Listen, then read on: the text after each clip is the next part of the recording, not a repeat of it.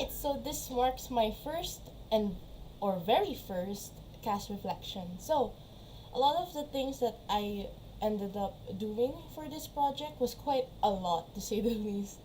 I've always been interested when it came to watching VTubers, and I always knew how much work they put into their work. But I did not expect it to be this much, to say the least. First and foremost was the modeling. So because of the quality of my equipment, it was very difficult to make sure my sensitivity of the model was appropriate enough, as a lot of disappointment came with the fact that I couldn't also model the hands to move in accordance to how I move. But I think that this is quite enough in the way that the sensitivity is at 4. So that means my blinking and every time my mouth opens is tracked, as well as my movement. If I move side to side, it'll move alongside. And I'm very glad that the model was able to do so. It was really, really difficult to navigate the X and Y's when it came to this model, and as such, the model is only limited to certain angles, which is something I hope to improve on later on.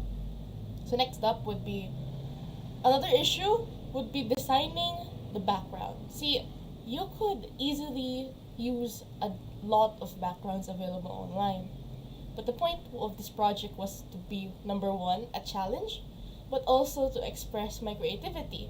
So the way in which I did it was I made sure that the background would match my model, and I decided that it should be a room type of setup.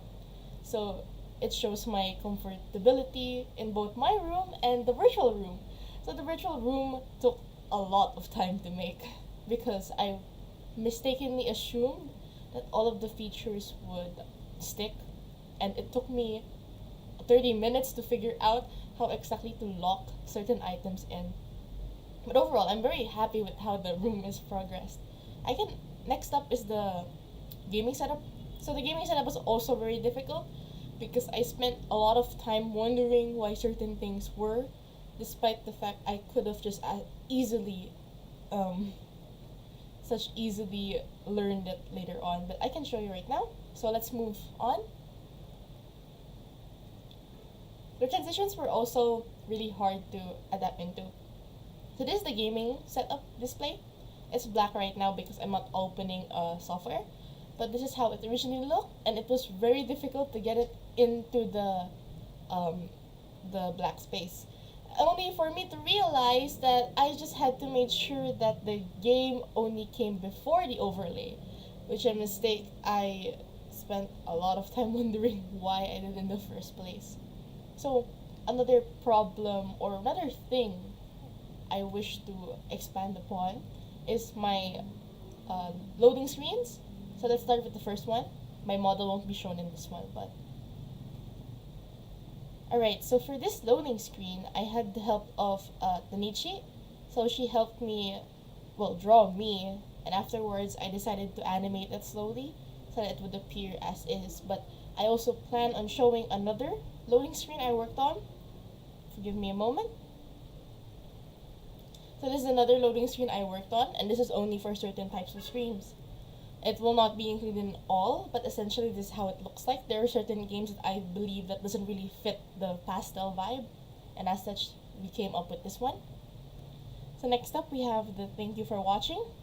So the thank you for watching was actually also the same way, as well as the be right back for when I need to do stuff like get water or not.